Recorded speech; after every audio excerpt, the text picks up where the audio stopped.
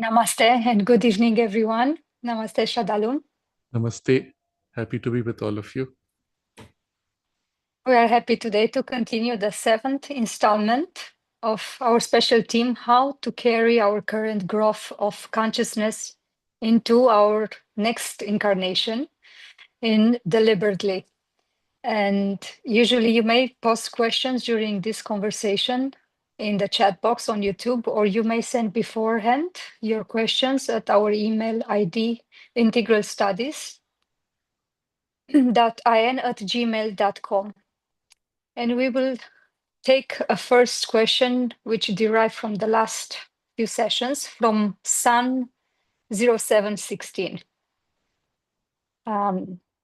In reference to Evenings with Sraddhalu 236, regarding harmful effects of drugs, psychedelics, what about medical drugs, narcotics that sometimes need to be taken to alleviate surgery pain or other pains and illnesses? Do they also open up the portal to lower vital worlds?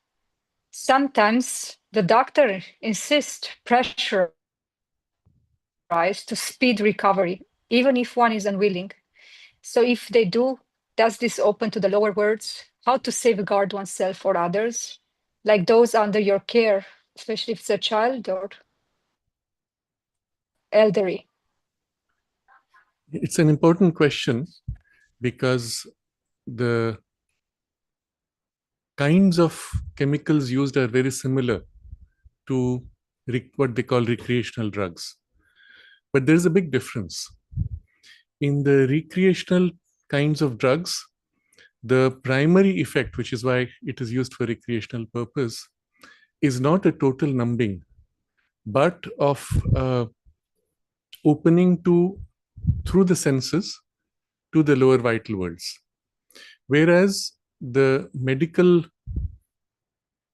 drugs used for purpose of removal of pain or to put you under a general or local anesthetic is much more limited in the scope, in that it separates the subtle body from the physical by disconnecting the linkage in between. That's how it creates numbness in the physical. Or it completely puts the entire subtle body into a state of sleep or separation from the physical, which, equivalent to sleep, would make it effectively in a state of loss of consciousness of what happens to the physical body. So while it has an effect in the subtle physical and opening in the subtle worlds, it's not as dramatic, it's not as dangerous. Nevertheless, the effect is there. During that state where there has been a separation, if in the subtle body there is a weakness, let's say there is a hole, there is a proclivity, tendency to attacks because of that, then the person would be exposed to the attack and might be in some kind of danger. I'll share with you an incident which was narrated to us by one of the very early disciples of Sri Aurobindo. And we are fortunate that we were able to take his interview and a few of these very early disciples, because they passed on soon after, within a couple of years. He was one of those who was there from a very early period in the 1930s, even maybe in the 1920s. It was, I think, perhaps even before 1926, before Sri Aurobindo withdrew from active surface contact with people. There was an incident where a local person's daughter, was somehow very close to Sri Aurobindo and the mother, used to come often and would be very attached to them. And so, obviously, seeing a certain spiritual potential, the girl was cared for by Sri Aurobindo and the mother. At some point, the parents took her for some surgery. She had something on the head, and they did a surgical intervention and removed it.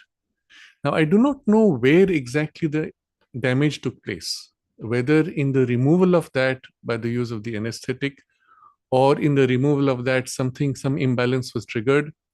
From that point on, so first, as soon as that was done, the surgery was completed, they informed Sri Aurobindo and the mother after. And the mother was very upset. She said, "Why didn't you take our permission first?" Because they saw that there was a certain danger in that thing, because she had a certain opening, a weakness. And it seems from that point on, the girl began to have epileptic fits regularly. Epilepsy, as you know, from an occult point of view, is attempted possession. And as the external influence begins to try to engage with the hooking into the physical nervous system, the body pushes back. That's the what we call the fits and the excitation of the nervous system. So it's obvious in such a case that the girl had a weakness somewhere. Something specific to that surgery which was done exposed the weakness, and subsequently the protection, or the normal biological natural protection, was broken because of that. I do not know what it was specifically. I don't want to speculate, but I give this as an example of how what would seem like a normal medical procedure involving such anesthetics or interventions, to a person who had an instability already, might trigger a more serious problem or open to a more serious problem. So from this, I'll come to an example which was my own experience. I had to go once through general anesthetic, and I had a friend who had been through it many times, who gave me a certain preparatory advice, saying that it's going to be a very interesting state, and if you prepare yourself for the transition and the return, you might have some interesting experiences. So I'd already decided that I would concentrate to be in connection with the mothers of Sri Aurobindo's presence, even locate myself in Sri Aurobindo's room or something like that. So I'd give two examples. One was local anesthetic, but the surgery itself was in a state of, while of local anesthesia, it was extremely uncomfortable. The body was extremely cold, under continuous pain because of the setup of the machinery and things like that. I think it was surgery in the foot. But at that time, my entire consciousness was fully concentrated, as if in Sri Aurobindo's room. I was hardly aware of the body. It was local anesthetic, but nevertheless, that was a different experience. But during the general anesthetic, it was interesting. I had prepared myself to try to make a conscious transition. And when the nurse put the oxygen, let's say, on the nose, the mind was distracted when she said, "I'm putting oxygen." And I said, "Ah, yes." But the mind momentarily shifted there, and I have no memory after that until I woke up. At the moment of waking up, there was nothing in between. It was a blank. It was going blank and then waking up. At the moment of waking up, I had an exact sense of how much time had passed, which I then double checked. It was exactly that. So that shows that some subliminal layer was actually tracking time. But this surface layer, as if just blanked out and popped out. And there were certain interesting side effects of that. It's as if the pure physical consciousness was brought forward and the mind consciousness was separated from it. A gap was felt, although I was able to function. The gap took a few hours to fully, let's say, generally settle, during which time the body was living its own life, as if. And it was like a baby and responding like a baby. It was feeling somehow lost, needed to be touched to, like a mother would console a child. And it was very interesting to see that. And the mind was there. And it was looking at this and saying, why is this happening? What is this happening? But what was interesting is something closed after a while, let's say over a few hours, but not fully. For the next 3 days, there was a gap still at a level where I was normally unconscious of the body awareness, body gradation, of tissue substance consciousness. But because of the separation, it's as if the part of the mind which was embedded there had been partly withdrawn. That was the cause of the numbness, but it was partly withdrawn, but had not fully integrated. So I was able to feel the pure body tissue consciousness shorn of the mind by itself for about 3 days. At the end of that 3 days, that integration was fully completed, and then I came to what would be the normal experience. Let's say you become conscious of your hand. You're actually not conscious of the tissue of your hand. You're conscious of the content of your mental body infused into the physical, or the part of the physical that becomes of the quality of the mental and joins with the mental, which turns to the physical. That's the grade, generally, where you're conscious when you say, I'm feeling my hand and its sensations. So it could be any of those gradations depending on the kind of training and refinement of your senses and so on. But it's generally in that realm, which is primary of a mental grade in the physical. Okay. But because the separation was there, I could actually feel the physical body as a lump of meat. And at night, during the sleep state, I was conscious of the world which corresponded to that, which was a really, really not nice world. And I was fully conscious, or half conscious, let's say, in that state, in that world state. And on waking up, there was this slight shift to come to a more mentalized grade of my conventional normal consciousness, habitual state. But I was still conscious of this layer of the physical, which was different and disconnected somehow. So I'm just giving this as an example of how, although a general anesthetic may have been used for a few hours, its consequence lasted several days. And at that time, one would have been, because those layers were separated, one would have been vulnerable to influences on that grade. So this is making as a general statement. If there was a weakness, that weakness would have been exaggerated or exposed, and so on. Now, the particular drugs or narcotics used for removal of pain would be too narrow and limited in their scope to perhaps give you a major danger. But if it is in a location where you already have a weakness, again, there could be a momentary risk and so on. I'm just giving you the whole logic of it. Once you understand the logic, you'll figure out on your own where it is relevant, where it is not. But it's not, it's very different from what are normally used for recreational drugs, where you are opened through the senses. Here, the separation is done so as to close the physical senses, and some part of the subtle physical or vital body is then separated. There have been many cases of people under general anesthetic who found themselves out of body and floating above the physical body, and later narrated what they saw, heard, and even sensed of the thoughts of the doctors and nurses around, even seeing things of the room from top and so on. So it shows that there is a, if you have already that tendency to be able to separate, that might happen also. As such, though, generally speaking, most of them would not be too dangerous. But once you understand the principle, you can also see where one could perhaps come under some kind of danger. Generally speaking, the environment itself is somewhat clinical. And if there is some support of the doctor's goodwill and advice before to put you in a positive direction, then one would mostly have no problem at all. Some help from the family and so on would also make a difference. Generally, I would say there's no need to worry unless you already know or have some major instability in some part. You would not be exposed violently to the lower vital voids. The drugs which would do that, each drug has its own, let's say, grade of access and opening.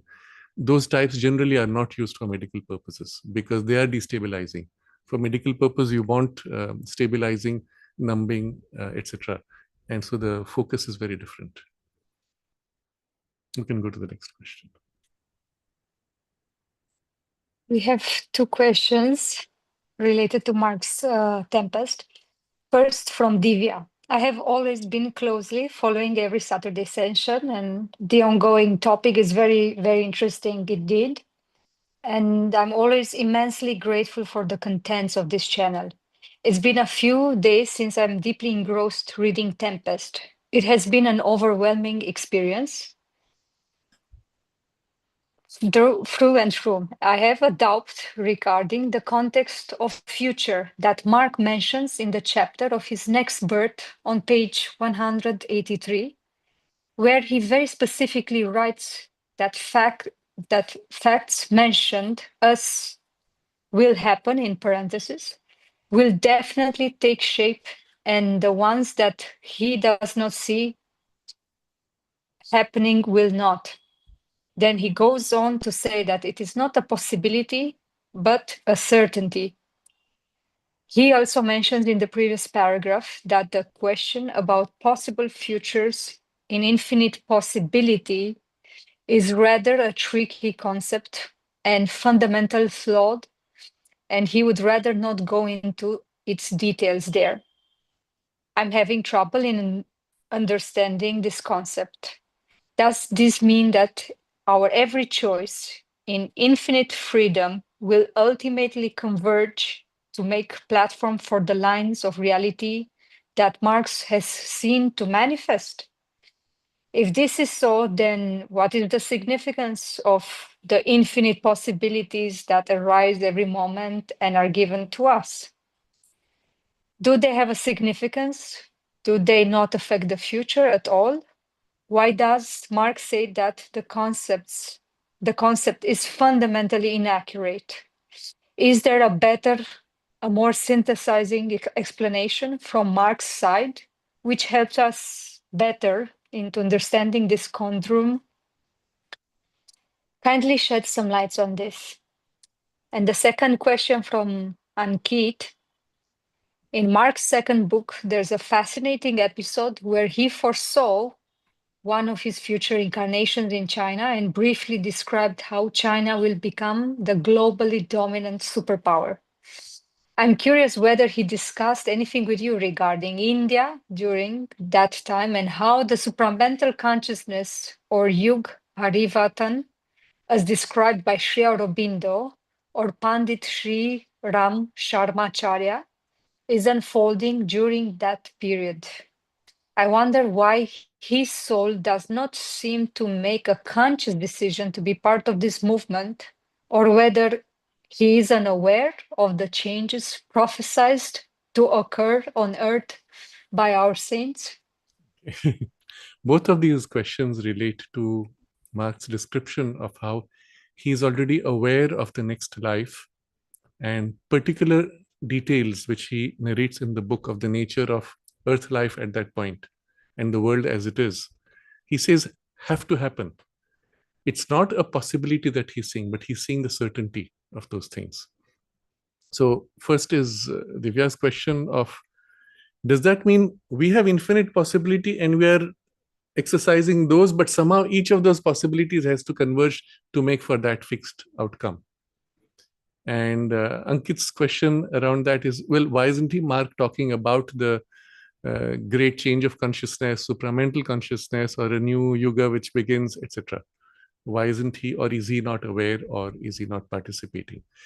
So both of these questions are important, but I'll take up Ankit's question first about why he does not speak about that. You must understand how this works first, the future life scene. This is something I've seen from two people. I mentioned this before a few sessions ago, in Dina's description and in Mark's. In both cases, they had spontaneous recall of past lives. And first, when I heard Dina say, I'm actually beginning to feel and see my next incarnation, which interestingly for her also she describes as being in China. And she said, I'm so surprised, I'm quite shocked about what this is. Mark had a similar experience when suddenly the memory of the next incarnation came, and he linked actually to his incarnation traveling above the spot where he was physically in this life. And a link formed, and there was this memory and the awakening of that. So Mark is very clear that as he's experiencing many of these things relating to time, he says, I realize that what I know about time is less and less, that there's so much more to be known. Now, all of these confusions would naturally occur if we do not have a larger background. That larger background we find in Sri Aurobindo, where he tells you of the nature of the freedom of infinite possibilities within the totality of Brahman, which is the cosmos, the one that is the all that is the one. In that totality, every single possibility exists simultaneously. First, you must understand this. Every single possibility that you could imagine, you can imagine because in the Brahman consciousness, it is already existent as a possibility or as an experience in the totality of that whole. Just this idea is so mind-boggling.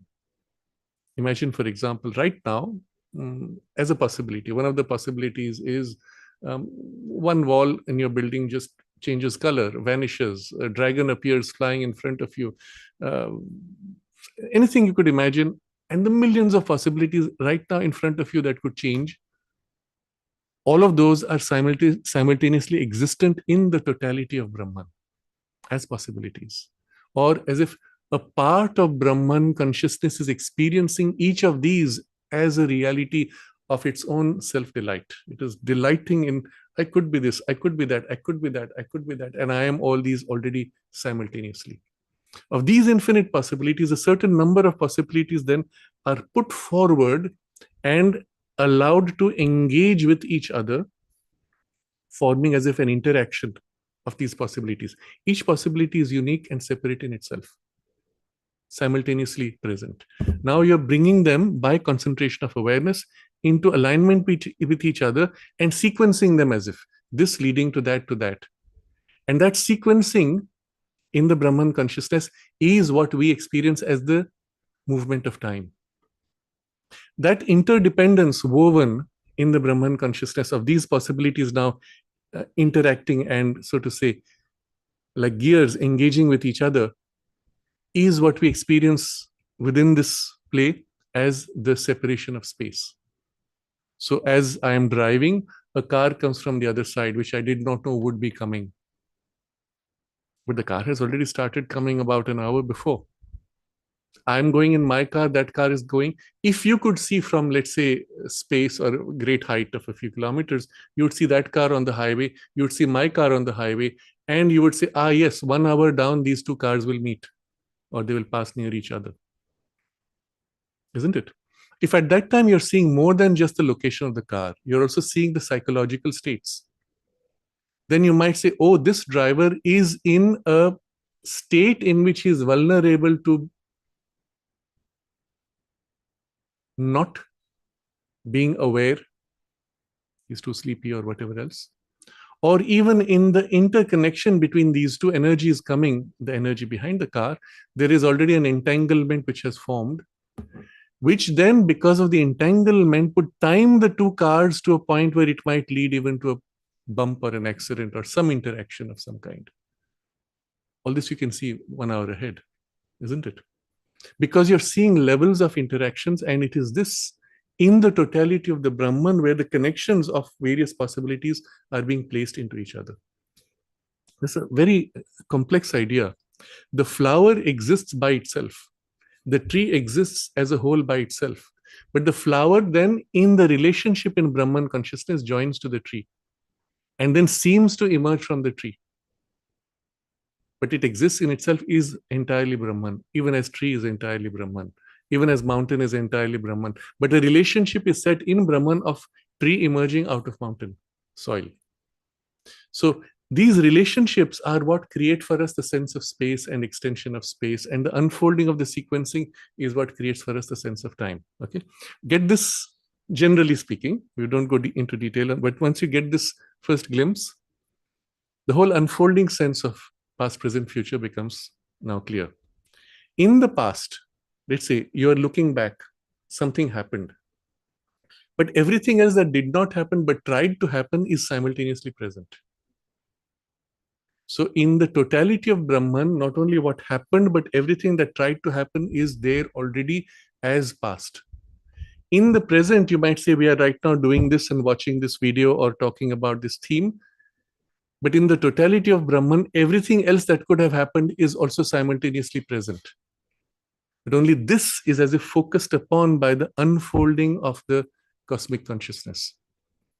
It is this focus of the cosmic consciousness that is driving the flow of time, so to say, which is described in the Brihad Aranyaka Upanishad as the horse, the divine horse, which is moving forward, and as if the unfolding of events, which is caused by this energy. What trails behind the horse is the past that dies away, fades out as if. And what is forged ahead in the horse's seeing is already there in a way. Now comes the future. Every possible thing that could happen is also simultaneously present, even as the present, as the past, everything is present. But because certain energies are already in motion, and because there is this entanglement, as I said, between events and chains of events, because of the current chain of events, there is a specific chain that is already formed stretching into the future. For example, you have released so much plastic into water and soil. Well, 100 years down, that plastic will still be part of your food chain. There's no way you can remove it. I mean, you can, the processes you need to set in motion to remove it will then take several years. And in the result will take many more decades. So at least during that period, it is fixed that the plastic is out there and is affecting human life. As a consequence of the plastic being there, human life force in body, at a cellular level, is meeting the plastic. And the life force is pushing back. How will it push back? In the only ways that it would know naturally, or the innovations which it can develop, which also can be foreseen. Not only they're forcing because they're interlocked, interdependent, they have patterns which exist from past, but also a sense of unfolding time can be given, but not always precisely. So one can say somewhere around this time, when the pain of the plastic pollution becomes too great, people will suddenly wake up. And a reaction will begin, and an action, some kind of coordinated action all over the planet might start. Somewhere around here. Now, the around here is not in terms of time, is in terms of chains of sequences. When this chain leads to that, which leads to that, which leads to that, that's when it will happen. Each of these chains can be as if stretched or compressed by events, by circumstances. And that is where you all again have a freedom. So first recognize when in the question, which as it was asked by Divya, she says in every choice in infinite freedom has to converge to that. No.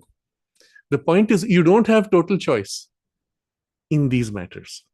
The plastic being already out, what can you do? Well, your choices are already limited.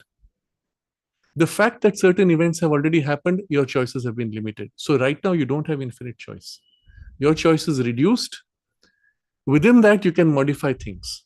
So again, when things are seen ahead in this vision of the soul, again, I'll come to link it to Ankit's question when he says, when this future has been described by Sri Aurobindo or Pandit Sri Ram Sharma Acharya or others, Swami Vivekananda, he looks at China and, I'm sorry, I don't remember the exact words, but he says, the dragon is sleeping, let it sleep, because when it wakes up, it'll shake the world. Something like that, he said, some comment he made of this kind, as others have seen.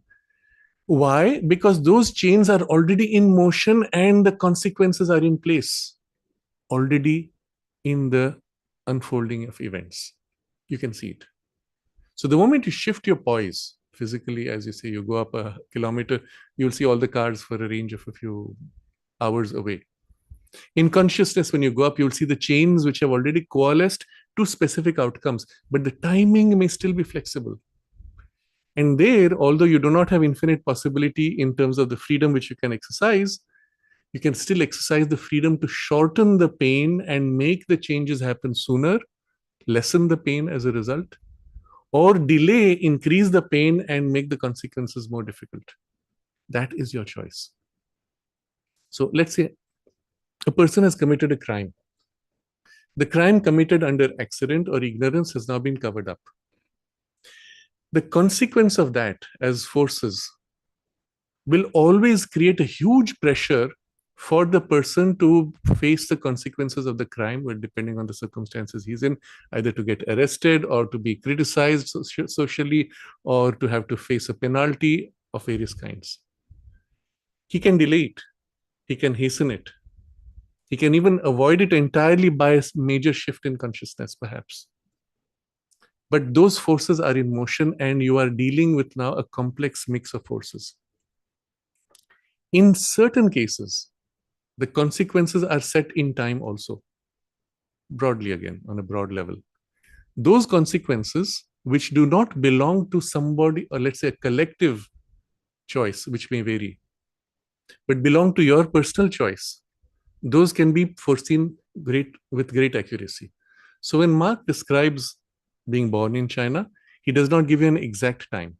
He gives you a broad range. I think he says 2.5 centuries from now, about. But what will be the form of his body? Generally, he can describe that. The relationship with his parents, he can describe that. Because those things are in a narrower scope where individual soul freedom has a greater power than the collective compulsion of other people's choices. But what will be the technological development at that point may correspond to a larger collective choice or even to forces which drive the technological awakening on Earth, which we are not conscious, but these are cosmic forces sometimes which plant suggestions, which plant ideas, which compel the awakening of certain technologies, etc. So, in a sense, if you had the perspective of all forces currently released, including the leeway that they have to adjust, to amplify, to speed up, to slow down, to go off track, and you could see it all, which would be the way the supramental consciousness would see. Then you can say precisely this will happen, come what may, though the timing is pretty much in this range somewhere. These are likely to happen, but with variations in form and degree, depending on what happens in between in consciousness. And the third category is things which might happen if we live by these values, but might not happen if we shift our level of consciousness or live by those values. So Sri Aurobindo describes these three things. I think it is in the Synthesis of Yoga. He says to be able to distinguish between these three already requires a certain grade of consciousness. And we are speaking now of a general perspective of the world events. In Mark's case, what he describes is specific to his soul's choice, where naturally a lot of things are very specific, precise, where it concerns the soul's freedom and the choice he can play with. Broadly, again, there. Other details, not relevant, and those are open still, they're not fixed. So when you read that, you'll see a certain pattern of what is obviously seen as fixed and what is not. Dates are not precisely fixed, but broadly around this time. That's all one can say. But at some point, he says that person will fly over this and he will experience the connection of the memory. And so in the book, he writes as if he's addressing that person, saying, I'm you, you are me. But when he describes world events, he describes things which are already part of the momentum of collective change. And there he can say China is dominant. It's one of the major world powers. And there's been a major decline within Europe and the United States. You can see those tendencies of decline already. But how much the decline would be, to what extent the decline could be still checked, minimized, all that is left to our freedom. But if you see the force with which China is rising, organized, this is the big advantage of a centrally controlled state-driven agenda. Organized force rising, there's nothing on earth right now in terms of any human effort which has put up anything reasonably strong to be able to either slow this down or limit it. So because you see nothing else, you can say, yes, this trend line is already set. There's an interesting article which I saw. It was in this magazine called Swarajya in India, where they were comparing India and China. And they said, you see, China faced enormous competition. That's why it has performed better and grown faster. India did not have enough competition, so we have not grown, and there's too much inertia, and things have not moved at the pace at which China could. This is a completely wrong reading. The article is written by somebody who's half programmed with certain Western ideas which are only partially true, mostly wrong. And one of these ideas is that competition is good for developing innovation and better results. Half true. So competition can be a useful tool for innovation, but you don't need competition to have innovation. You need freedom to have innovation. What China has done, rather than spend, so the model followed, which is prominently pushed on us from childhood and programmed to you if you have been through an MBA or any kind of business training, and they program you so that you follow in the slot that they have set, is, well, everybody should go out, create your own thing, let there be 1,000 startups, and then there'll be a fight of competition at the end of which 990 startups will die out and only 10 will survive. And out of those 10, eventually only one will survive, all the rest will be swallowed up by it, etc. This is the model they present to you. This is not a sustainable model. This is a destructive model. It does not match even the development within India or any of the old cultures, including Japan, including old Europe, including old United States, etc. You see, in Japan, something like, I don't remember now the exact number, but in the range of 60% of all businesses are older than 200 years. You don't see destructive competition destroying and swallowing up. And there's a huge variety and a rich variety because of that. And there's some 20% businesses which go all the way back to 600 years or something. in family business. So the families are taught to think in terms of the next 3 or 4 generations in their business investments. This is a very different way of thinking, and India was like that until the so-called modern competitive programming has kicked in. What China has done is exactly this. They've knocked out the stupidity of destructive competition. And in the state control, the state says, and you have to have a benevolent state and visionary state. If state is benevolent, visionary, centralized, then everything's fine. What it did was it triggered free development of thought, supported and assisted and helped those to coalesce to form strong, powerful entities. Not a destructive, not that somebody has to lose so that someone else can gain. Let all the best minds come together and build the best. And if someone has a different idea, fund that separately. And those who are more aligned to that can work, and they collaborate constantly. This is how nature grows, by collaboration, not by destructive competition. And if India had followed a collaborative model instead of destructive competition, which is innate to the temperament of the culture, that would have made India a leader.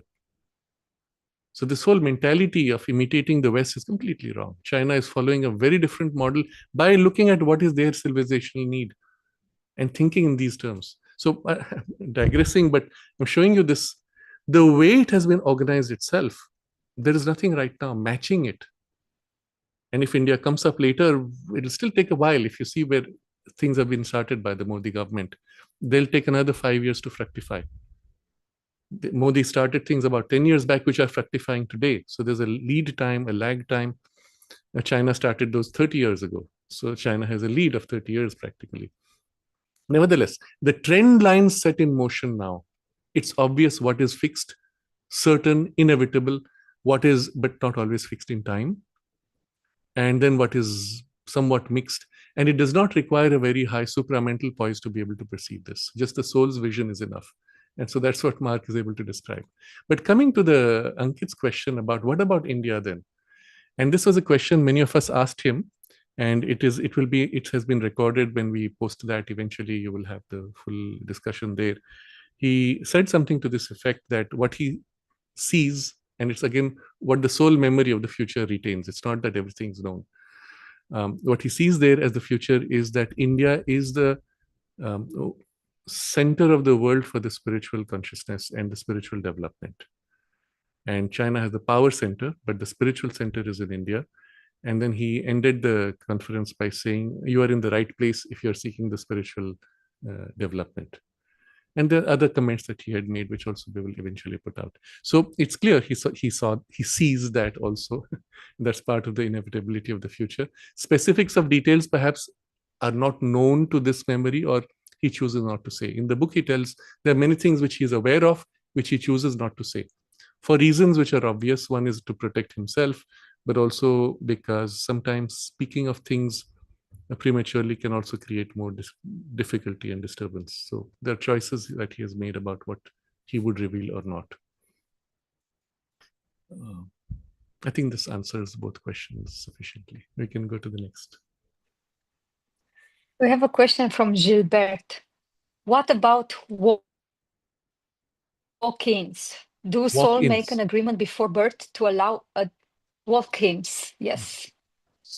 Do souls make an agreement before birth to allow a discarnate soul to enter the physical, mental vehicle of an existing incarnated soul?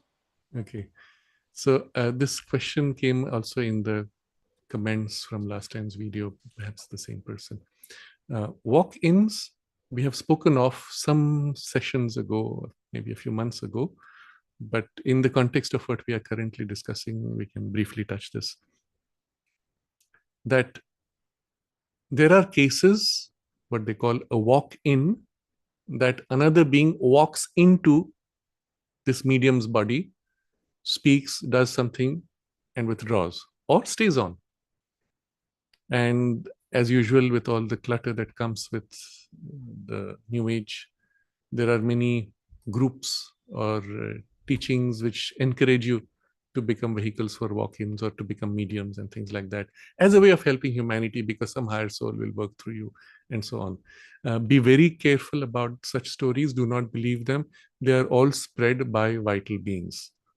whose interest it is to mess around it with human life or to feed on human energies. So none of these have any spiritual value, with a few rare exceptions. And so I'm going to look at that as a rare exception for the question that Gilbert has spoken of. So let's assume the bulk of what passes as walk-ins are not so. They're merely mediumistic vital beings taking some possession, partial, temporary, of human interests and human affairs, messing around and then withdrawing. There are actual cases, and very rare, where there might even be an agreement between two souls to share a body, even to take turns. Very rare. It's not that all possessions are such. I would go so far as to say, out of 1,000,000 possession cases, one might be such where there's actually two souls which are sharing, and by some deliberate intention. Or they may take turns. One side engages and experiences the life, the other passively participates, and then they switch. And such would be some of those genuine cases of walk-ins. Or in very rare cases, again, 1 in 1,000,000 of this kind, where a soul might align with some other higher being and say, all right, I have prepared the base for you, now you take over. I think in that discussion, I had mentioned reading somewhere an article that said Madame Blavatsky's was one such case where some higher being took over, did not want to go through the struggle of taking birth and growing up and all those difficulties, which are not so nice for beings of the higher world. They would rather just do their job and get out. So mostly what they do is they align with the existing human being in thought, in emotion, in energy, in inspiration, artistic quality, infusing it through the person to manifest partially. These are the alignments which we would call some kind of a vibhuti, one of the types, two types of vibhuti. But in rare cases, one soul might build the body. When ready, the other one comes in and takes over. Now, what happens to the first soul does not mean that it exits. It may still stay participating from behind as a passive participant, or it may choose to leave also. It's entirely dependent on the nature of the relationship. But in most cases, what is reasonable and helpful is to stay participating so that it benefits from what is being brought in, as well as the other benefits from having saved its time, but the other one is allowed to grow at the same time and not have to lose everything which was prepared. These are very rare in actual cases, and sometimes there can be an agreement made in advance.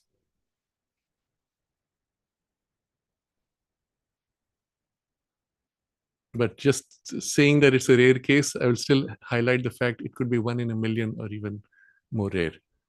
But yes, everything is possible potentially in principle. We can go to the next. We have a long question from Maureen, so I will read the first question. He's also expressing, please excuse any lack of clarity in posing the following questions. First, what is the effect of the ego in the past life dimension, given that most humans are tied to a highly somnambulistic present? Shall I continue with the second, or will you like Yes, to answer? No, we'll just read the whole thing. Okay. Second, if an ego influence exists past life, and if this ego experience helps to determine future incarnations, would the work on the ego be extremely important in the present dimension? And an effort to develop the will and contain the ego would be a major focus in each lifetime? Third question, in any human's development of conscious evolution, would other forces, in parentheses, may be vital to this process? Fourth, in any post-life or OB experience, would the subjective nature of the individual world view trapped in an extremely energetic space and time experience from the construction of these unique experiences and make them highly personal?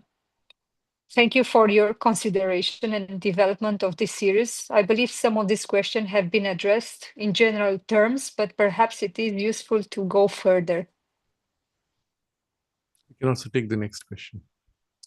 From Luke, thank you for your precious series on conscious reincarnation and for your focus on the priority of individualizing our mental, vital, and psychic being while incarnated, and on the way to develop it every day. I sense their immense value. Mm. So the common theme for all these questions is about the individualization and individualization of mind, vital, and the psychic. But also in Maureen's, the vocabulary is about the ego and the formation of the ego, which is the surface individuality of the person. So I'll broadly touch upon summarizing across the questions, but this will also be the topic of what we're going to read next in Sri Aurobindo's writings. So many more things would become clear as we read, and for a large part of the chapter itself. So first is the effect of the ego in the post-life dimension, given that most human beings are tied to a somnambulistic state. So what happens, you have shed your body and you are now in your subtle body. And what happens to that ego? What role is it playing? And the answer there would be depends on how much that ego individuality has been aligned to the psychic. Depends on how much that ego individuality is covering up and contradicting the psychic. Depends on how much that ego formation is only superficial or has a deeper root in the inner mind or inner vital and even perhaps the inner physical. So all depends on the nature of that thing which we have put in the catch-all word called ego. You see, the word ego itself is just a focal point of individuality. What kind of focal point is it? If it's literally like if you put a drop of oil on water, it holds its drop as a separate piece. The water itself can be large. It could be an entire ocean and the little drop floating on it. You shake the water and the drop breaks up and scatters. Most cases of ego individuality are of this kind: superficial, narrow, unstable, with no particular cohesive quality that would hold it all together. And in such cases, that ego has zero value when you leave the body. It sheds, it drops. If it's tied to the physical, it's a physical superficial ego, it will drop with the physical ego. If it is a narrow vital body ego, then during the period that you're in the vital body, it would have a certain place, but eventually it would even delay your passage to the deeper and subtler realms because of its rigidity and the time needed to dissolve it to be able to shed it.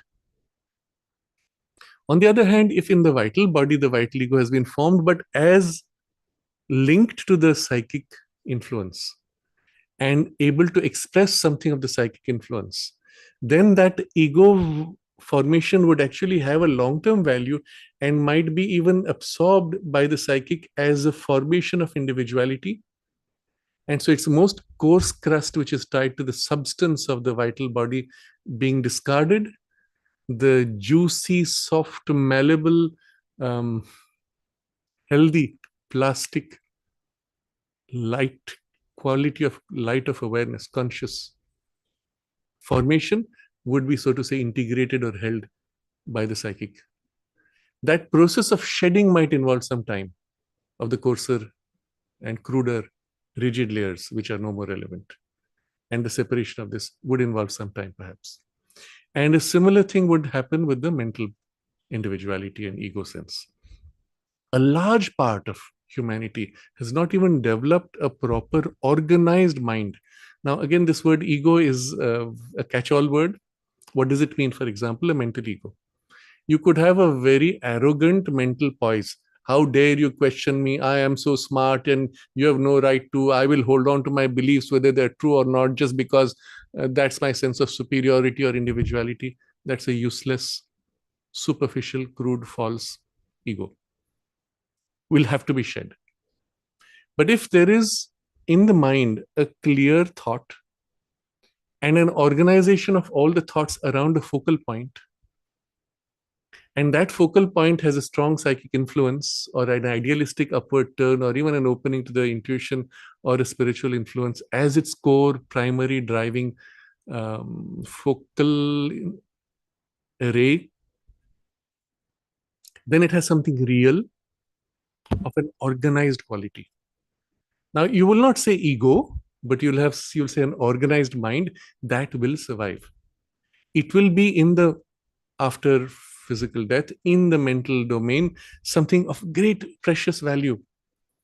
And especially if there has been a unification with the psychic aspiration, that organized bundle of mind would be retained, absorbed and held up, made a part of the psychic personality, made a part of the material and substance to be brought out into the next incarnation, or partially held back to be brought out in some other future incarnation, but it's ready, material, formed, organized.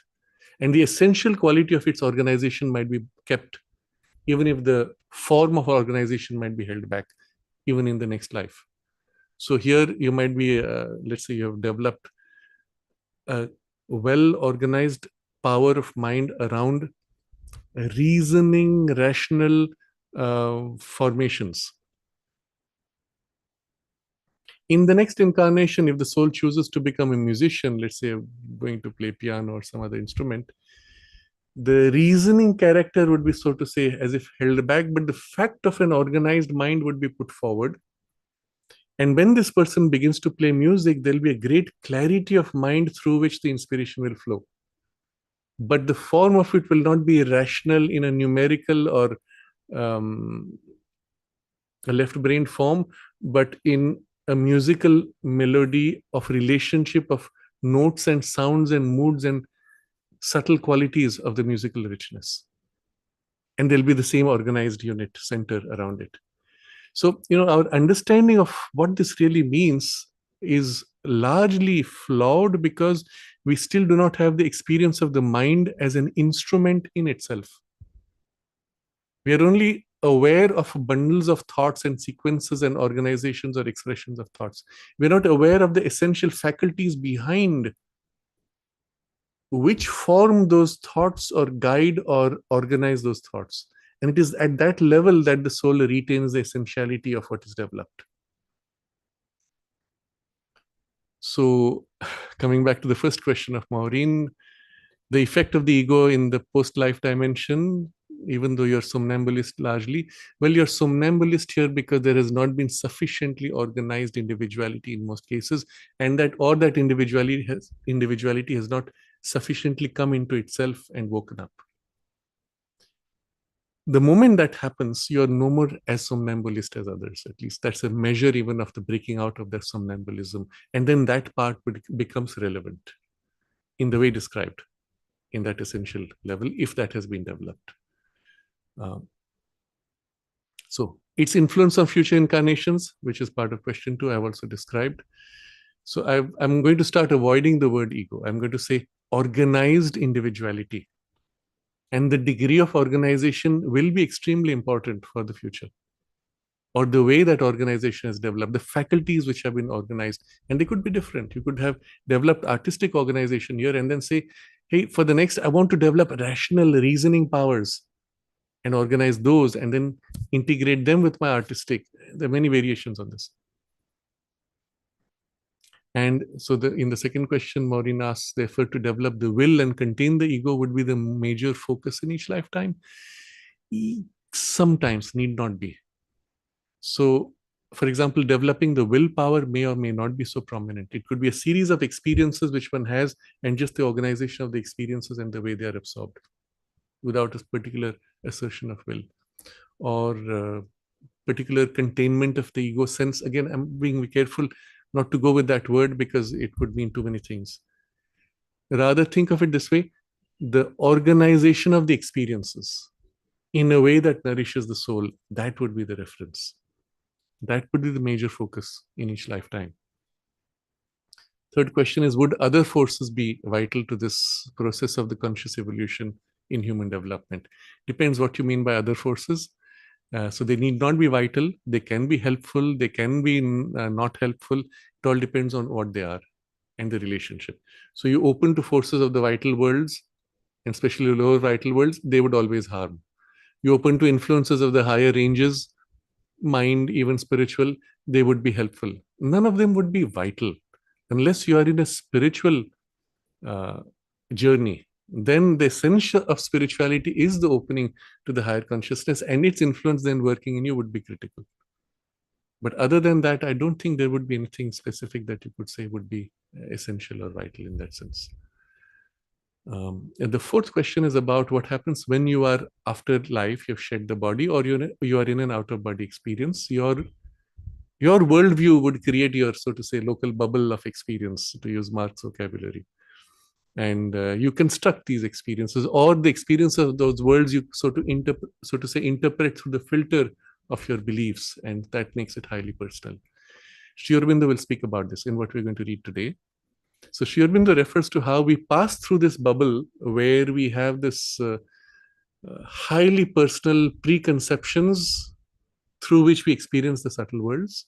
So in a sense, they are even our constructions in the subtle worlds. And then by the pressure of the soul, eventually these are dissolved.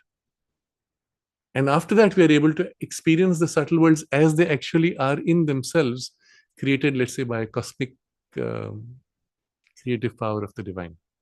So there is a subtle, let's say, a vital world, a gradation of the vital world. It exists by itself.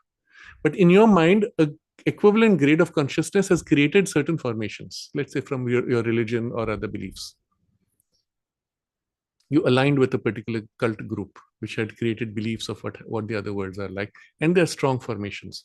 You pop out of your body, you're in those. Mother speaks of the US President Kennedy being lost in the bubble of his conceptions of the Catholic Christian imaginations of the subtle worlds. And she couldn't cut through it. She couldn't help him to be free of that. But eventually, through the soul's pressure, those begin to dissolve, and you begin to experience the actual worlds of that grade as they are, and then other worlds of other grades, and so on. So there is this transition, yes. But the best would be if from the beginning, you do not create too many of these false mental formations or even vital formations. If from the beginning, rather than constructing beliefs, you open yourself to the deeper truth of those experiences. Allow your mind to become plastic, perceptive without covering the perception with your preconception. And this is a basic training that you have to do from childhood, during your student life, during your adult life. And if you have trained your mind in this way to become plastic, open, receptive, perceptive, insightful, etc., that's what you will have after when you leave the body. And if you have done the same with the vital, that's what you'll have when you leave the body. And if you've even brought this plasticity and youthfulness and bright cheerfulness into your subtle physical body, that's what you will have after you leave the physical body. So in a sense, all that you have there and what you do in terms of transitions, where you go, where you have access to, etc., in terms of experiences and material for future lives, is all based on what you do in your physical life. So in the yoga tradition in India, we are told that even if the gods want to experience evolution, they have to take a human birth. It's not about human body.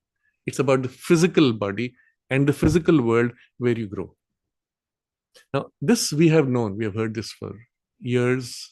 The mother has said this in as many words that even the gods have to incarnate if they want to participate in the evolution, etc.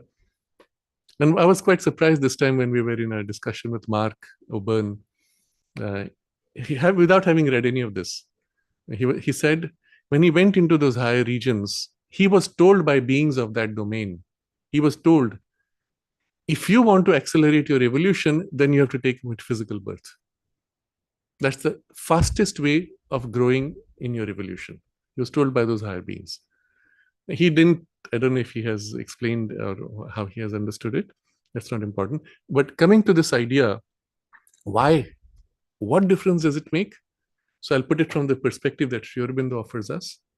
The physical body, the physical tissue, the physical world, physical substance is the world where form predominates and by rigid form embeds and binds everything that fills the form. So the moment you incarnate in a physical body, your spiritual gradations, your mental gradations, your vital gradations, your subtle physical gradations, all that material that you have are all as if bound into the physicality of rigidity of form. Even if you make it plastic, finally it is persistent form. But all these gradations being bound, each of these gradations now enormously influences all other gradations. If you go into the vital worlds, you have a mental consciousness, obviously, but you're primarily living in the grade of consciousness of that world in which you are, with influences of those other gradations that form you. But here, all the gradations are bound together so tightly in this container, which is persistent rigid form, that they almost blend to be as if one. You have the illusion even that your body is thinking, your body is having emotions, your body is feeling, and so on, isn't it? So because all these are mixed in, the growth of any one will provoke a ripple effect in the growth of all others. And consequently, you're compelled to have an integral growth, integrated growth, because you cannot have growth of one without eventually the other parts either pulling back or being dragged forward, because we're bound in form. Therefore, an incarnation in the physical world, any planet, any type, any species, any gradation which is mental of your grade of consciousness. But incarnation in the physical world is essential if you want to accelerate growth potential with the least effort. That's why even the gods have to take birth in body, in physical body. So the advantage of this is when you make it plastic, when you make up one part of your plastic, when you take the trouble to make the whole of your plastic, then you can experience and wander across all the worlds and have access to the higher worlds, because you develop the higher gradations of consciousness here and integrated them with your mind and the vital, and therefore even with your subtle body and the vital body, you're able to access and ranges, etc. So to put it in other terms, in outer body experience or in post-life state, that is after physical death, the range of experiences you have, the gradations of consciousness you can wander around, and the freedom from preconception and the filters of your rigid ideas, all that, the freedom from that, all that is what you prepare in your physical world, in your physical lifetime, which gives you all the flexibility of that access there. Of course, that's not the goal of it, but my point is, at the end of the day, you can't say, I'm going to quit the body and I'll have all the capacity. No, you will have the capacity commensurate to your current evolutionary development while in the body. Yes, of course, there's more possible if you're prepared from before or if there is help from above by the grace. But generally, this is the broad rule. So this is the background I wanted to set, and the individualization of each of these with their plasticity and enrichment of experience now makes it critical.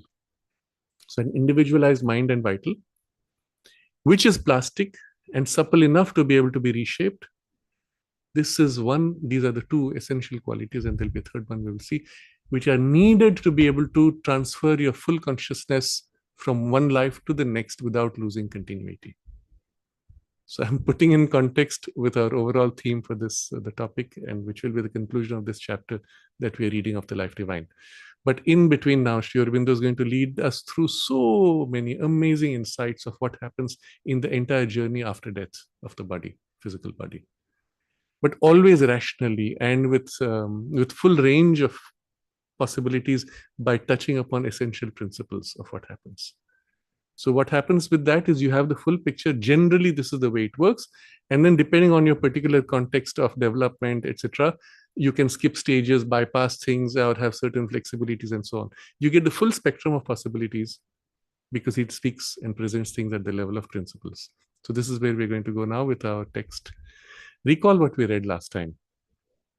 You remember that he said, if you, once you leave the physical body and you're surviving in a non-material body, in the supraphysical experience, then naturally you'll be drawn to the gradations corresponding to your current quality of consciousness, of the gradations of your body, and everything being a major complex. We discussed last time how you'd be drawn to something like an average, but you could oscillate through gradations which are currently developed, individualized, etc. But he says a brief stay may be possible close to the earth domain if there are subtle envelopes of the earth existence which belong to earth but are of a vital or mental character. I think when I spoke last time, I kind of described it the other way. The mental which is materialized. It's actually, he's speaking of the earth material which has a mental character and vital. But eventually those two meet. Physical substance that turns to mind, mental substance that turns to matter, and the two being link, and that's the linkage of these two bodies. That's the linking point of substance. building continuity. But it is this gradation from the physical on which, leaning upon which, and using that substance, that sometimes the soul can stay even in the physical world. In such cases, because it is of a material grade, under certain circumstances, dim light, strong electric field, certain mist-like space where easy condensation is possible with a slight shift of temperature or stress. So when, for example, in the air, the molecules of water could easily condense with a little bit of nudge and disturbance. Those are the conditions in which, if someone is there in this subtle physical body, you will see a form, you'll see an imprint, you'll see an influence, etc. You'll be able to record it as a temperature variation, etc. And those typically would pass off as the ghost or such. Not always ghost. It could be the person itself in very close, but not staying too long. Or they could be sometimes the shells of the subtle physical body hanging around and doing mechanically their routine, or even like an imprint of a recording in the very close to material level, the same pattern repeating again and again, because it's an imprinted whirl of rhythming substance. And it is to dissolve these that we have many of the rituals done in various traditions to free from such tendencies. So that I'm setting aside, it's something we had discussed last time. We come now to the key question. What is this transitional space, state, supraphysical existence that is there? If there is evolution, then there would be stages and gradations of consciousness. If there's no evolution, he says there could be a temporary home of the spirit, which would be the natural sojourn between life and life, unless the person goes back to its original world. Then, so he has taken 3 cases. Like a lawyer, he takes every single case. There are beings who incarnate once from the vital world, go back to the vital world. That's it. They won't incarnate again. And they're not evolutionary beings in that sense. But the other 2 cases we have seen. But why is he taking this case? That what if there's no evolution? So we'll see when we actually read the text that follows. When you withdraw into a gradation of consciousness which is essential, in that state, you can say there is only one psychic world, so to say. And then you can't speak of gradations in the same sense as you would in the vital or mental. And yet there are degrees of evolution, but still it is home, common home, so to say, but different in quality according to evolution. So he's actually hinting you and preparing you for that. But at the same time, he catches a viewpoint that says, oh, there's no evolution, there's only this. You go back to what you were. True, but in this way, not in the way it's taught. So it's fascinating how Sri Aurobindo takes and justifies every viewpoint. In justifying it, of course, it's not right the way they say it. But yes, there is something like that, but not quite that way. Okay, we come to the text now. Where then would be the temporary dwelling in the where then would the temporary dwelling in the supraphysical take place? What would be the soul's other habitat? Where you would go, so to say, to go home. It might seem that it ought to be on a mental plane, in mental worlds, both because on man, the mental being, the attraction of that plane, already active in life, must prevail when there is not the obstacle of the attachment to the body. And because the mental plane should be evidently the native and proper habitat of a mental being. So already as human beings, we are mental beings, so we should have a natural attraction to that. And by logic, at least, a mental being should be in a mental world. No, obviously. Why? But this does not automatically follow. Because of the complexity of man's being. And remember, complex in this case was this weaving of all the gradations into this blend. He has a vital as well as a mental existence. His vital part often more powerful and prominent than the mental. And behind the mental is a soul, of which it is the representative. So you have vital, mental, and then behind that the soul, of which the mental is the representative. So yes, we say we are mental beings, we are not primarily vital beings, but we have a stronger vital than a strong mental. And as mental being also, when you say I'm a mental being, your mental is a representative of soul. So you have three different things. And what you will see in what follows is we actually go through, in a sense, the three stages, generally, broadly, but we'll see how not always.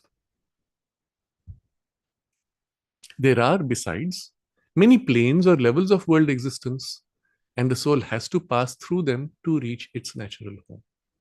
So he's straight away telling you, yes, also there are other gradations within these, below these, and you have to go through all that to what may be called a natural home. There, of course, you don't worry about evolution, but if there's evolution, then these intermediate stages would be of relevance. In the physical plane itself, now he's going to list some of these other levels, or close to it, there are believed to be layers of greater and greater subtlety, which may be regarded as subplanes of the physical, with a vital and a mental character. These are at once surrounding and penetrating strata, layers, through which the interchange between the higher world and the physical world takes place. So now we have here extraordinary insight in just this very simple statement and the way it's articulated. So in the physical plane itself, and we are now talking of things which are tangible in this way, or close to it, there are believed to be layers of greater and greater subtlety, which may be regarded as subplanes of the physical, with a vital and a mental character. So you have subplanes, they are vital character, they have a mental character, but they are subplanes, they are not all belonging to one gradation. What does that mean really? It means if you shift from, let's give a few subplanes, each of these. If you shift from this subplane, which is the lowest, which is the one we have a biological body in, to one which is just the next one beyond that. When you are in that plane, you'll actually feel the same biological character of the body, but you might notice some difference. Somehow it is more conscious, more plastic, and with some other features, qualities of adaptability. You go higher up, it'll be greater subtlety. Again, you will touch, this is the same material. I'm convinced I'm in the physical world. But I notice somehow the body is much more plastic and subtle, and it feels like almost there's a glow around it. It even has the capacity to be almost spontaneously beautiful and aesthetic in a way that I have not seen in that crudest of the physical planes. You go a little up, and a little up, and a little up, and you see a certain plasticity and a certain beauty and even an ethereal sense, and the coarseness, crudeness, inertia becoming less and less. More of the vital characters and the features of the vital worlds, more of the features of the mental worlds, even elements of the spiritual influences being more and more fluidly, freely blending in. How many such subplanes? So in the Veda, we are taught there are 7 principles, each then becomes a plane in itself, but they are principles universally, cosmically present. So in each plane, all 7 are again represented. And the blending of these 2 principles now, the primary principle of the main plane, and the 7 others blending into it, actually 6, the 7 being the same one repeated, make for distinct 7 subplanes. And then within each of those subplanes, again, you have all 7 represented, which makes for a further variation of finer gradations. Now, when we were discussing with Mark, again, these are some of the things which I enjoy very much when I hear from him as confirmation. He says, I have experienced some of these planes of the physical, very similar to the physical. He has a different vocabulary. And then he says, I'm counting them. It seems like it's either 7 or 8. I'm not sure. Yes, I said, yeah, that's the Veda says it's 7. He says, okay, that's it. But on his own, he finds the number is something like that. He's still figuring it out. Now, I've met people who had experiences spontaneously of being in one of these. I've also read literature from the remote viewing experiments which were done in the United States Navy. And some of these people had learned to go as if project out of the body and experience things from there of the physical world. So they were going out in the physical domain, with a gradation which was very close to the physical. But then was a problem. Sometimes they would come back, they were convinced they had woken up in their physical body. They would get up and start moving around and doing things, and then suddenly they would find a situation which is completely outlandish, or something is odd. This wall has a different color. This door is not here, it should have been there. Some little tweak of a detail which is different. And they say, looks like I didn't really wake up. And then from that state, they would wake up again and come to the body, in their body, sleeping on the bed, and get up and say, now I'm finally awake. And it's so physical, so distinctly this physical world. They're convinced it is the case. They get up and walk around, and again, something is not okay. They wake up. It would happen sometimes once or twice. There's one case, one of the remote viewers described. He woke up multiple times. Each time he was convinced now this is the physical world. Finally, he checked, everything was exactly as it was. He went to a particular room and where somebody, one of his colleagues, was working. And the colleague was sitting there, and next to him was a bear sitting. He said, oh, this is not the physical world. And again, he had to force himself to wake up. Now, I'm giving this as an example to show you how material it is, so material that you have practically no way of distinguishing. You actually have to have a certain very fine intuitive discrimination to be able to distinguish between these gradations. So these are all domains of exploration, if you think about it. Our, so to say, human explorers going to the top of a mountain, going to the depth of the ocean, flying in outer space, it's almost like children playing in a kindergarten little sandpit. Great. But now start exploring these, just the subtle physical gradations of words. And maybe 7, and within each of those, perhaps others. So what is it like? What is the relationship of this and that? So I'm again going to digress a bit, but you will understand the importance of these observations. And I don't think you'll find literature out there where these correspondences are made in the way I'm presenting here. There is one example which is documented of ET contact with human beings by Stevens. This is a US Air Force person who made about 64 books. Each was detailed investigation of some human contactee with some extraterrestrials. And they were all very different, sometimes from completely different cultures, planets, etc. Some of them were taken there, etc. Stevens, forget the full name. Something with William Stevens, or something with W. In one of these, he narrates how one person was taken to a planet of our solar system. And the planet had these beautiful buildings, large roads. And from the planet, through the telescope, he sees the Earth. And he describes how behind the Earth, there is a haze trailing behind. This, when he wrote or when he spoke of it, was not known to human beings. I think it happened in the 1950s or 60s. And subsequently, with certain craft that we had put out, recording from a distance, we found that behind the Earth, there's this trailing haze. Now, the interesting part in that description was this person, when he was taken to that planet, now, which planets would it be? It was in the inner orbit, so it could be either Venus or Mars. Unlikely to be Mercury, because it is a big planet. Most likely Venus, from the way he described it. But he was not sure which planet it was. And this was before NASA had said Venus is too hot. Okay. So, these are roads and very sophisticated civilization. And he's taken there, he's shown all this. Then he's brought back. Now, the thing which is very interesting, while he's in this spaceship, he's told, look, we're going to put you to sleep because we're going to make a certain jump in quality of substance that you will find difficult to manage.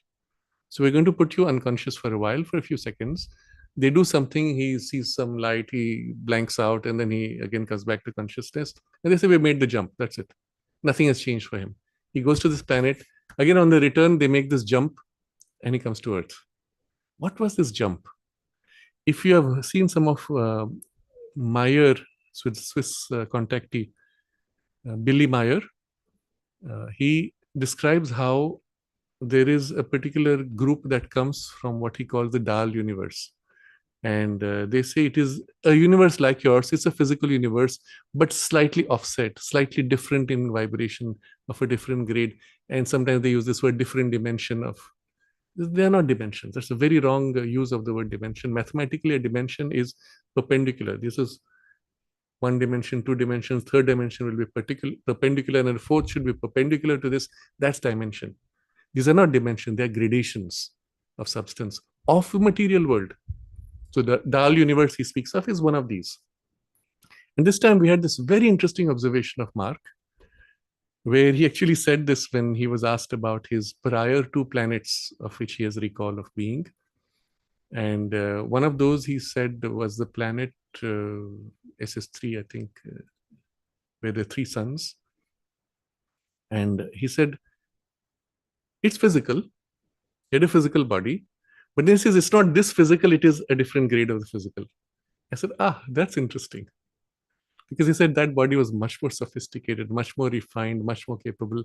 Yeah, that makes sense because it's a slightly finer grade of the physical world, but still physical. It has greater plasticity and able to have much more fluid and rapid evolution.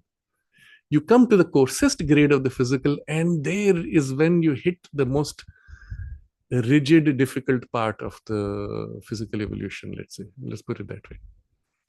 But that distinction you come across repeatedly in various literature without understanding what it is they're talking about. Similarly, if you've seen Billy Meyer in one of the things, they make a jump, and they make a jump where they jump a great distance, for example, and something happens, they switch as if jumping a great distance, but there's a shift in vibrational grade. They go to a grade which is subtle physical, and at that point they go a great distance and then jump back to the gross physical. And that's the rapidest way of going across the universe, by not totally dematerializing, but shifting grade into a subtle physical grade. Their distance and speed are no more such big issues. And then you descend again that one grade. So all this actually represents a very advanced technology for us, but for them still very primitive and crude technologies, which our Earth science has not even conceived of. But I'm putting this spiritual description of the gradations in this context to show you that we have very objective descriptions of such things also coming from various kinds of sources. I'll give you another story which is commonly told to us. It was, I think, Ramana Maharshi who said that inside the mountain of Arunachala, he sees an entire city, and it's got street lights, it's got people. How is that possible? We hear stories also of people in the Himalayas having gone there, and they were taken into some cave, and there are all these nice rishis and all these people. Some of those are outright fantasy. Let's ignore that. But yes, there are some which are in this grade shifted subtle physical. Another example I give, the mother describing how cigar-shaped UFOs were seen in Switzerland, that time 1960s. We have spoken of it long ago. And mother says, obviously subtle physical. Meaning those ships belonged to that one of those gradations of the physical, but not of this gross physical domain, which we find confirmed by some of these descriptions of the UFOs. But still, they're physical beings, physical technology, physical substance, but of those grades of physicality. So just to show you that the physicality of those physical domains is actually physical. It's not like too subtle like the vital or the mental. And sometimes you can't even make out which one you are in. And this is what he's speaking about. There are many planes or levels of world existence. So it's not an entire plane, but a grade, a level. And the soul has to pass through them to reach its natural home. In the physical plane itself, or close to it, there are believed to be layers of greater and greater subtlety, which may be regarded as subplanes of the physical. Not all, but as you go through them, with a vital and mental character. Now, what will happen as you go up the gradations, the vital and mental characteristics might get stronger because it's more fluid, so to say. In the coarsest of the physical where we are in, and this is the world we're living in, the vital and mental characters would be least visible, most dulled. And the biology itself then would be much more crude and struggling to evolve. These worlds, which are physical, these are at once surrounding and penetrating gradations, strata, through which the interchange between the higher worlds and the physical world takes place. So let's put it this way. The 7 principles we spoke of, and in the physical world, let's put the 7 principles and make them our subplanes. Each of those principles aligns with the world of its principle because it is the same principle, is in fact the same principle. Therefore, that world plugs into the physical through this gradation of substance corresponding to this principle. It's still physical, but with this dominating principle as a secondary power to the main principle of the physical world. That's your link. Equally, in those worlds, there would be the physical principle represented, and that would be the link from there also to the physical. And this is why you have actually a very rich weave, 7 planes, 7 in each plane. Let's put it at 49. Each of these now interlinked like this across worlds. That's the rich weave. And then actually everything is blending into each other. So you can't even just make straight lines. It's all fusing, blending, descending, rising. Staircases, ladders, regions where there is a dominance of this quality or that quality, which become like portals, literally. So you go into this space and you can as if tune in more easily to the vital world. You go into that place, you can tune in more easily to the mental worlds or this grade or that world or whatever powers. You see how it works in the physical world alone, but also in all other worlds.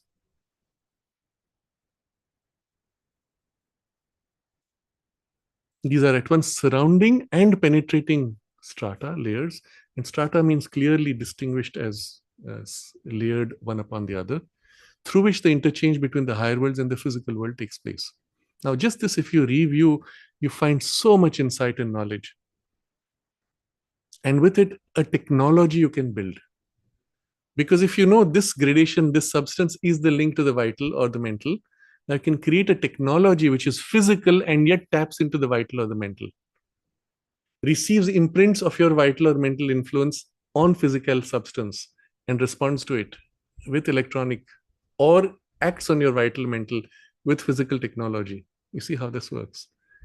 Just this insight, if you can really decode and work upon and pursue from a technological perspective, you would have the most extraordinary advanced technologies which blend mind, vital, physical influences through material means. Okay. It might then be possible for the mental being, remember we're speaking of what happens after death, so long as its mentality is not sufficiently developed, so long as it is restricted mainly to the more physical forms of mind and life activity, to be caught and delayed in these media. So each of these is a medium, it's substance. As you are, so to say, discarding the gross physical and you pass through these gradations, you might find yourself caught and delayed. 2 words he uses. Caught meaning, hey, I'm unable to move, I'm stuck. Delayed meaning, as you move, something holds you back as if or slows you down, and there's a greater delay. You took a few days to cross this gradation through the subplanes of the physical. But what is it that would bind you? Although you're a mental being, why would you get stuck there? So long as the mentality is not sufficiently developed, this is your first condition. So then the mental influence is not strong enough to pull you through this fast. So please develop your mental powers, develop your mind powers, develop your mind consciousness, develop your mind individuality, organize your thoughts, make a beautiful, organized mental consciousness. Just the fact of having that, you will find you don't get stuck or dragged through these gradations. Because this is you more than that. This is first requirement. Second thing, it could happen, so long as mentality is not sufficiently developed, that is first reason. So long as it is restricted mainly to the more physical forms of mind and life activity. Look at the bulk of human life, which is obsessed with the physical activity of the mind and the life in its physical most forms. Look at what we do the whole day. Look at what are the primary drives of people. What are their primary ambitions? What are their primary dreams? What are their primary pastimes? It's all physical forms of mind activity, physical forms of life activity. How many actually stop and say, oh, my mind is so much more free than the physical form of it. Can I actually play with the domain of mind, ideas, conceptions, visualizations, etc.? Understanding, knowledge, or even in the vital. I'm able to disconnect from, let's say, the vital, passionate attachment to a physical activity, or the physical activity which follows in vital passions and attachments, to a pure vital experience, which is what you would see, for example, in certain kinds of theater, where there's a cathartic shift, gradation, a refinement, lift.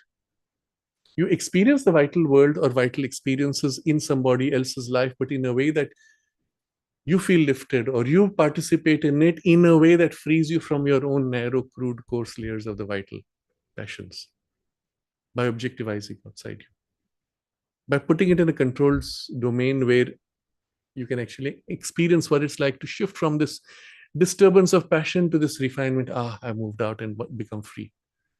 Doing that in the setting of a theater is easier than doing that within your own life setting when you're overwhelmed by the disturbance and passion. So instead of wallowing in this, you find means to shift out, arise out, free yourself from the physical forms of mind activity or life activity into their more essential gradations and forms. And if you've worked on shifting in this way, lifting to their higher and freer forms, and then even developing that world,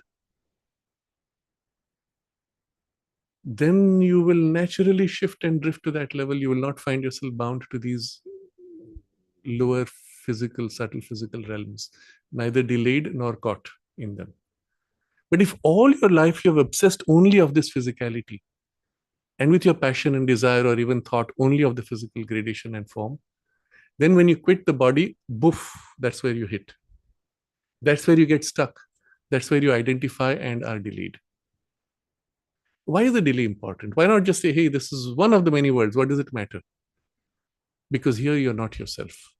And the delay is costing you heavily from coming back to your own essential freedom and your soul's purpose in incarnating and preparing for the next incarnation. If you could rapidly go through these, you'll go through the vital worlds, the mental gradations, and eventually into the psychic world domain of psychic rest, preparing for the next incarnation. The sooner you get to that, the more free, happy, and yourself you are, but also you can prepare now for the work to be done. You could, of course, pass through these by conscious, deliberate choice and say, yeah, I want to explore this. That's a different story. But then you're not delayed, you're not caught. You're exploring, and that's acceptable. But so these two things, work upon it in your physical life.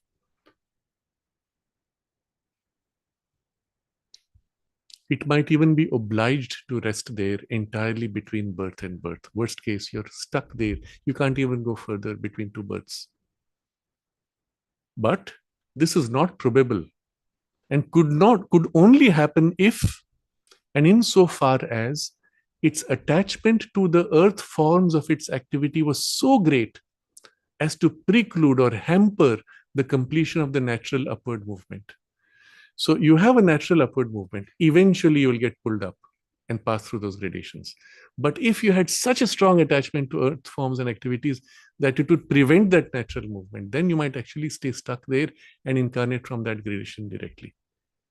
And there are cases actually where people have such things and even sometimes memories of being in such things. For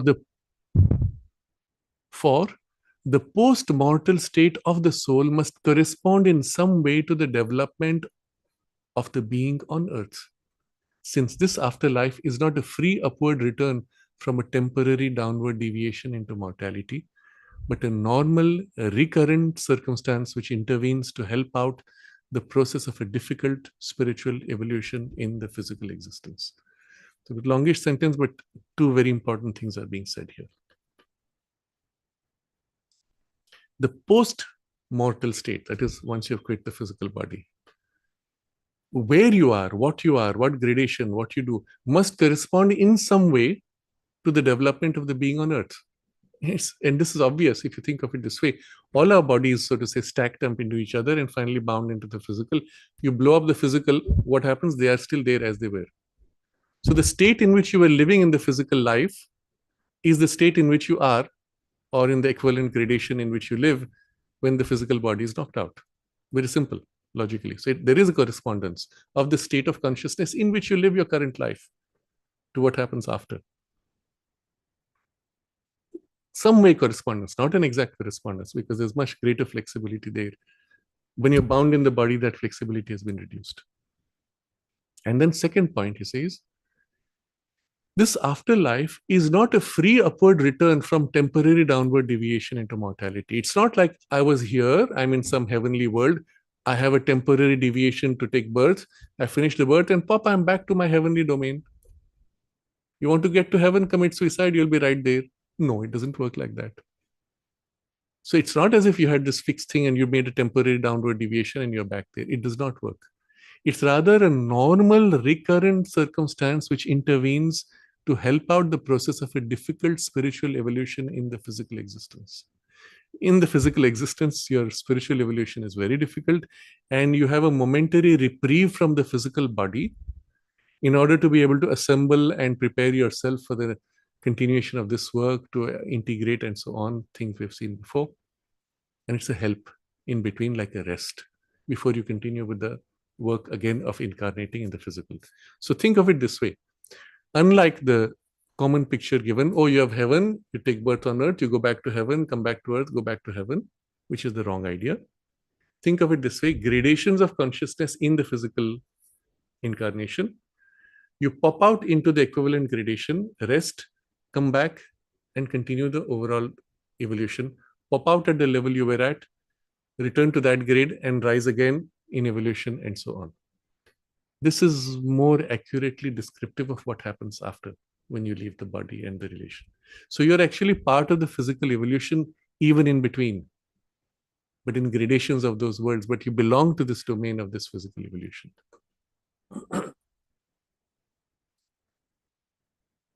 Then the last part of this paragraph, there is a relation which the human being in his evolution on earth develops with higher planes of existence. And that must have a predominant effect on his internatal dwelling in these planes. It must determine his direction after death and determine to the place, period, and character of his self-experience there. So, as human beings in our normal evolution on earth, we develop relationship with higher planes of existence. For example, the vital world is a higher plane than the physical, right?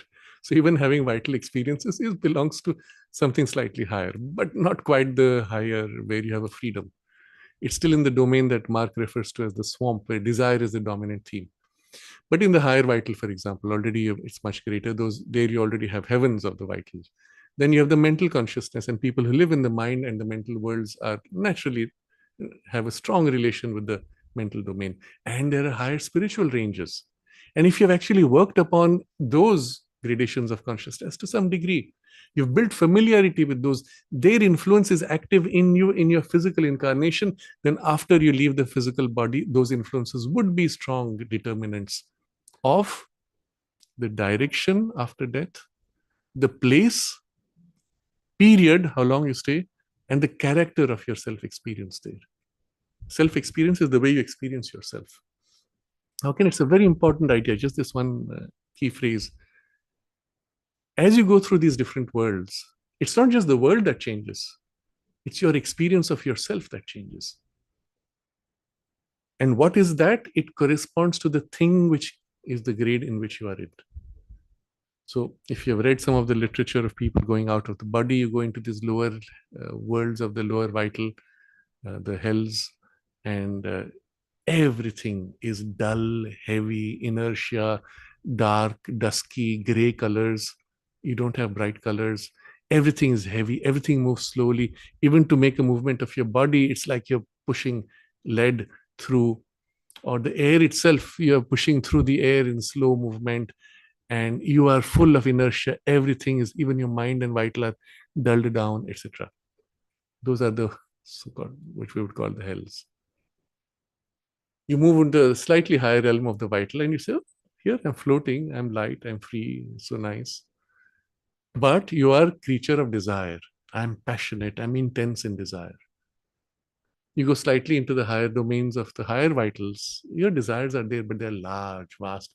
I want to explore, I want to conquer, I want to enjoy the world, not in a personal way. It's a desire still, but a large desire that wants to embrace the universe. And it's a different quality of yourself that you experience. If you were to go into the mental, similar changes, but eventually, who are you truly? And eventually, you will go into the psychic. That's when you will truly know yourself as you truly are, as the being who incarnates and the immortal person who's a part of the divine consciousness. So your sense of self experience changes. The character of his self experience changes. Period of his self experience changes. How long you're there, which depends. So if you're in the hells, you'll feel as if you're there for a very long time. Sometimes you may feel as if you're stuck there for centuries. Or the place where you go to. So place, period, character of self experience are determined along with the direction of your drift by the relationship that you develop with the higher planes of existence while in the earth evolution. So again, practically what this means is in your earth evolution, please develop deeper, higher, more complete, freer relationships with the ranges of consciousness of your own inmost psychic being's influence, and then of course ranges of the higher vital, higher mental refinement, evolution, growth into the more beautiful, more light, more clear, more fresh, more free, more wide, and from there into the spiritual ranges to whatever extent you can. The moment you've done this basic upward turn in your physical life, it will reflect itself in the basic upward turn in post life. And this could easily be made part of our basic educational refinement. I've been off and on when I look at movies. It's interesting to see what gradation the theme of the movie is holding and where it pulls you, the world that it's exploring. And sometimes you find these are, they could be heroism, but the grade of life presented is so crude and coarse, so narrow in its binding into material forms. Somebody, for example, a theme of a movie of revenge. You're going to sacrifice your entire life just to kill the one person to avenge whatever it is, doesn't matter what. And even if it's heroic and great and um, grand achievement in your revenge, the theme of revenge itself is so petty, narrow, and binding to form. So crude and coarse, even. And you can, when I look at, when you watch movies, do it in this way. What's the overall theme? Where is it really coming? Where is it hitting you, pulling you to? What is it aggrandizing, exaggerating, intensifying? And you'll notice how much of this is so crude, low. Some of the greatest award-winning movies might be of that grade. If in our education we were given the strong upward turn from the beginning in all our parts, mental, vital, physical, in all the different motivations and drives which we have, then obviously at the point when you leave the body, this overall upward turn would be the stronger influence. So I'll end with this. There is a relation which the human being in his evolution on earth develops with higher planes of existence. And that must have a predominant effect on his internatal between births, dwelling on these planes. This relation must determine his direction after death, direction, place, and determine to the place, period, and character of his self-experience there. Upon this, we have not spoken of not just higher planes, but higher beings and the divine consciousness. And obviously, then the influence of the Divine Mother's help when you leave the body. It's a whole different change altogether, isn't it? If you find the Divine Mother herself reaches out to you and draws you and takes you into the highest or inmost worlds that for you would be natural, bypassing all this clutter and confusion in the passage. That would be the best if you have built that relationship. And then at the time when you have to leave the body, you cling to that relationship and make that the link, isn't it? So I give that example. I'm coming back to the example I gave when I was put under general anesthetic. I'd prepared myself to tune in and connect to the mother and Sri Aurobindo and stay with them.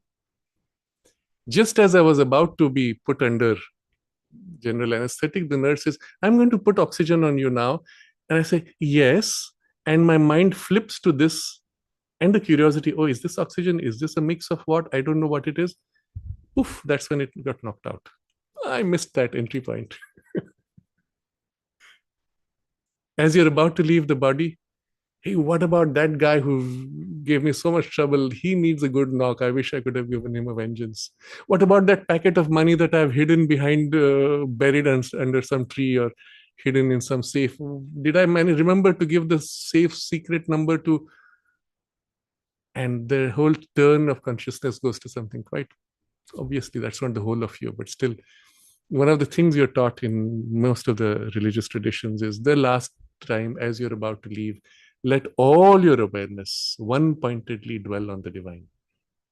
Then you have the most easy, the most natural, the most smooth transition into the deeper and higher realms of these worlds. But then there's more. In that transition, what are the gradations? What are the stages? So that's the next paragraph where he says he may linger in time in these annexes of the other worlds created by your beliefs before you actually experience the world in itself. So it's another paragraph with a lot of interesting insights, which we will take up next Saturday. But you see how each paragraph he's preparing you logically, structuring logically, and then layering them, sequencing them until you have the full picture in a grand, very complex weave in which all possibilities are understood, but on the basis of certain essential and limited principles around which this whole working takes place. And that's the brilliance of Sri Aurobindo, the way he articulates the knowledge in this way, rather than saying, oh, this is what happens to most people, but there can be any number of variations. He gives you the schema which determine what happens and how it happens. Understanding that, you can understand all the variations. And looking at a person, looking at yourself, you will know what would be the broad trajectory of your journey, isn't it? Or what you could do to change that trajectory. Very practical, very important. And so this is the work we have to do in our life as we are now. Not just for the afterlife, but that's part of our evolution. In a sense, what happens after is a reflection of what's happening now. So it's a measure in a sense. But let's do that now itself. And the more you're able to do this now, all the layers within you, in the physical consciousness, where they're all bound together, all grow, all get pulled up, all evolve because of the binding in matter. So with the given effort, the growth here is 7x more than if you made the effort in other planes, where you would just grow for that much for that plane. And for each of the planes or gradations, you'd have to grow with separate efforts.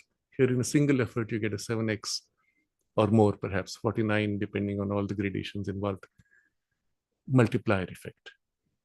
And that's why we chose to incarnate, among other reasons, but this is one of the main reasons, for the rapid evolution that it provides for the spiritual. And most importantly, in its consequence, the linking of the material with the highest spiritual, of which we are a part, children of immortality, as the Veda will say. So as children of immortality, we enter the domain of the negation of immortality and establish the rule of immortality here on earth, in the physical world, in a physical body, a divine life. That's why we are here. Let's meditate on this theme and the work we have to do.